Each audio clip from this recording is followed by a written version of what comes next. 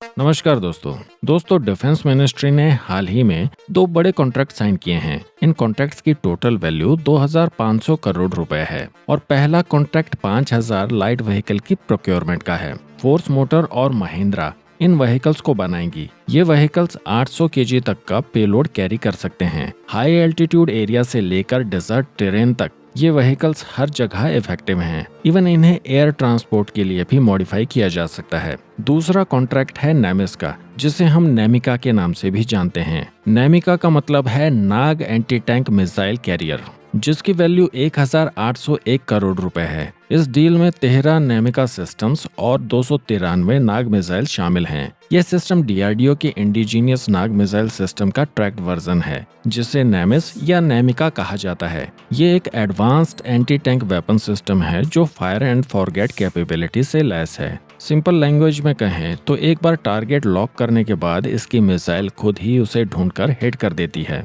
दोस्तों, इससे पहले हम नेमिका सिस्टम की बात करें, हमारे लिए ये जानना जरूरी है कि नाग मिसाइल प्रोग्राम कितना इम्पोर्टेंट प्रोग्राम है, जिसका अंदाजा आप इस बात से लगा सकते हैं कि इससे कई अन्य मिसाइल डेवलप की गई हैं, जिनमें हेलिना मिसाइल शामिल है जो हेलीकॉप्टर से लॉन्च होती है। सेंट मिसाइल यानी stand of anti tank missile MPATGM जो कि मैन पोर्टेबल वर्जन है, और ध्रुवास्त्र मिसाइल जो कि एयरफोर्स वेरिएंट है। ये सभी नाग टेक्नोलॉजी पर बेस्ड हैं। हर वेरिएंट अपने यूनिक रोल के लिए ऑप्टिमाइज किया गया है और डिफरेंट कॉम्बैट सिनारियोज में इफेक्टिव है। अब नेमिका सिस्टम की बात करें तो इसमें थर्मल इमेजर और लेजर रेंज फाइंडर लगे हुए हैं। ये टेक्नोलॉजी इस सिस्टम को धुंध में और रात में भी टारगेट को ढूंढने और एक्यूरेटली फायर करने में हेल्प करती है। एक नेमिका सिस्टम 12 नाग मिसाइल ले जा सकता है, जिनमें 6 मिसाइल हमेशा रेडी टू फायर मोड में रहती हैं और बाकी 6 स्टोरेज में रखी जाती हैं। रेंज के हिसाब से देखा जाए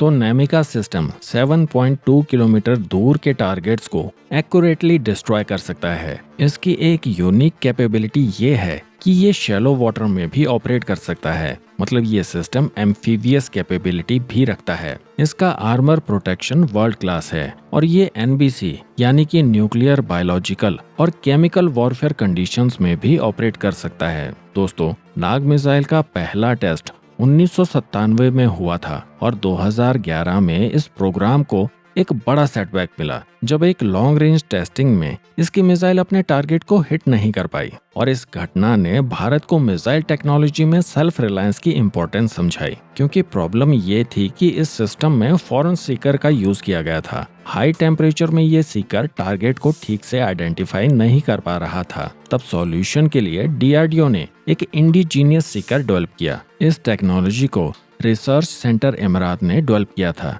ये एक इम्पोर्टेंट टेक्नोलॉजिकल ब्रेक थ्रू था, जिसने भारत को एडवांस मिसाइल सीकर टेक्नोलॉजी में आत्मनिर्भर बना दिया। और 2013 में इस नए सीकर के साथ टेस्टिंग शुरू हुई। 2016 में फाइनल डेवलपमेंट ट्रायल्स कंप्लीट हुए, जिसके बाद आर्मी ने इस सिस्टम को अप्रूव कर दिया। 2018 में डिफेंस एक्विजिशन काउंसिल ने 25 नेमिका प्लेटफॉर्म्स और 300 नाग मिसाइल्स की खरीद को मंजूरी दी थी। उस समय नेमिका सिस्टम को एक्वायर नहीं किया गया, और ऐसा क्यों किया गया, आई हैव नो आइडिया। इसके पीछे के कारण को जानने के लिए मैंने काफी रिसर्च की, लेकिन मुझे कुछ मिला नहीं। अगर आप जानते हैं कि ऐसा क्यों किया गया तो प्लीज कमेंट्स में जरूर बताइएगा। एनीवेज, आगे बढ़ते हैं। लेकिन दोस्तों, आज जो ऑर्डर दिया गया है वो सिर्फ 13 नेमिका सिस्टम्स का है, यानी कि ये ऑर्डर क्वांटिटी 2018 में अप्रूव्ड क्वांटिटी से भी कम है। और ऐसा शायद इसलिए है क्योंकि लेटेस्ट डेवलपमेंट के हिसाब से DRDO अब नाग मार्क 2 पर फोकस कर रहा है। इस वर्जन में advanced jet when control system का इस्तेमाल किया जा रहा है, जिससे मिसाइल की मनूवरेबिलिटी